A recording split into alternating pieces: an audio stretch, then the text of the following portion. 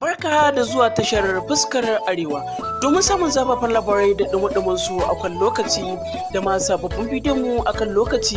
Hakan ba zai taɓa yiwuwa ba ƴan uwa da abokan arziki, dan Allah dan Annabi sai har kun daure kun danna mana wannan kalma mai suna subscribing, sannan ku danna ƙararrawar sanarwa domin sanar da ku da wuri a duk lokacin da muka ɗora sababbin bidiyon mu. Turkash wato jarumin shine bidiyon rawar da ake ta yadawa cewar 'yar gidan Ali Nuhu ta yi. Babu shakka yanzu kusan ana zuba ido a ga wani daga cikin celebrity yayi abu domin a ringa cewa yayi kaza. Ita ma Fatima Ali Nuhu za a iya saka ta a cikin celebrity domin cewar ubanta mahaifinta sananne ne, wato Ali Nuhu sananne ne a Kannywood, celebrity ne fitacce, don haka ita ma dole za ta shiga jerin sanannu a duniya tunda ya ce ga sananne a duniya. Ita dai yanzu wannan rawa da ta yi nishaɗin kanta ne, amma kuma wasu kuma sai kaga suna ta aibata kaza, wasu can daban ma suna irin wannan rawar na nishaɗi. Shikenan ita ba za ta yi nishaɗin ta ba don ta yi bidiyo ta ɗanyi rawarta. Ai ba wani abu bane, ba abu ne na nishaɗin kanta ta yi, sannan kuma ta ɗan yi irin abubuwa dai na kwalliya da ake yi dai na irin TikTok da waye. Shikenan ita ba ta da right da za ta ɗan yi rawa nata. Wannan bidiyo da ta yi bidiyon rawa ne na nishaɗi ne, ba wai don wani abu ta yi shi ba, kamar yadda kuke gani haka.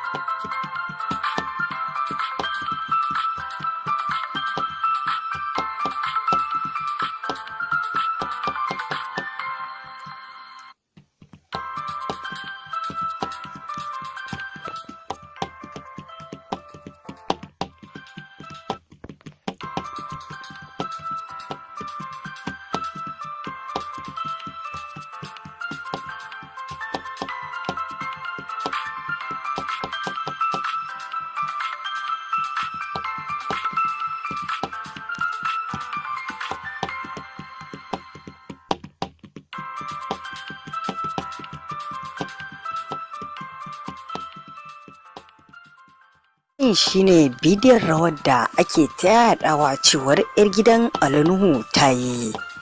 Babu shakka yanzu kusan ana zuba ido a ga wani daga cikin celebrity yayi abu domin a ringa cewa yayi kaza. Ita ma Fatima Ali Nuhu za a iya saka ta a cikin celebrity domin cewar ubanta mahaifinta sananne ne, wato Ali Nuhu sananne ne a Kannywood, celebrity ne fitacce, don haka ita ma dole za ta shiga jerin sanannu a duniya tunda ya ce ga sananne a duniya. Ita dai yanzu wannan rawa da ta yi nishaɗin kanta ne, amma kuma wasu kuma sai kaga suna ta aibata kaza kaza, wasu can daban ma suna irin wannan rawar na nishadi. Shikenan ita ba za ta yi nishadin ta ba dan ta yi bidiyo ta dan yi rawarta, ai ba wani abu bane, ba abu ne na nishadin kanta ta yi. Sannan kuma ta dan yi irin abubuwa dai na kwalliya da ake yi dai na irin TikTok da waye. Shikenan ita ba ta da right da za ta dan yi rawa nata. Wannan bidiyo da ta yi bidiyon rawa ne na nishadi ne, ba wai don wani abu ta yi shi ba, kamar yadda kuke gani haka.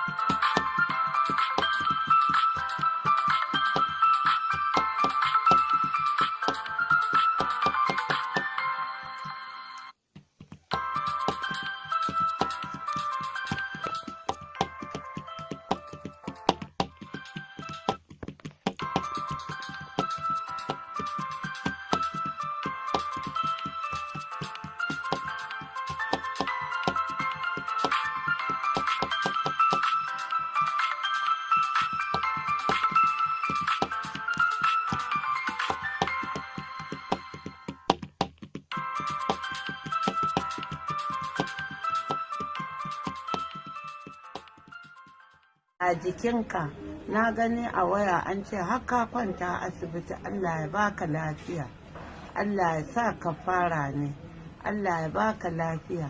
Ni ne Asabe Makera Innan Zango. Nan da mutane suka ganna a waya har zuwa gida ake ana zolaya na. Kanka Zango, na yi farin jini a kanka, ne farin jini kwarai da gaske. Ana zuwa ana yaushe za ki ga Zango, Zangon ya zo, Zangon ya zo yaushe za ki gan shi, ke kin isa ki gan shi. Na ce in Allah ya yarda ban mutuwa sai na ga Zango ɗana, sai na gan shi. To Zango, in Allah ya ba daɗa samun ka samu ƙarfin jiki, in baka zo ba ka ban adireshi jika na ya kana in ganka. In na ganka kuma buri na cika, yi hoto in zo da shi jama'a su daɗa gani.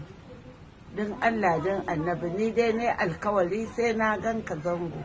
Allah ya ƙara maka imani. Kawai wainiya, namijin mazan kwarai. Kawai wainiya, zango ka zamo kawai wainiya.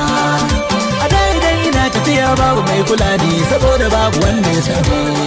San babu zango ma ba shari da tone-tone, kuma babu wanda zai zage ne. Waya tana hannuna tun samu ba flashi, kuma babu wanda za ya kira ni.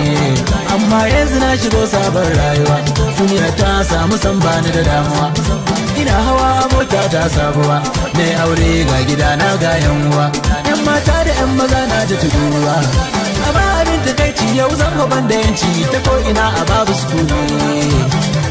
Kawai wainiya, Adama ka zama kawai wainiya, namijin mazan kwarai. Kawai wainiya.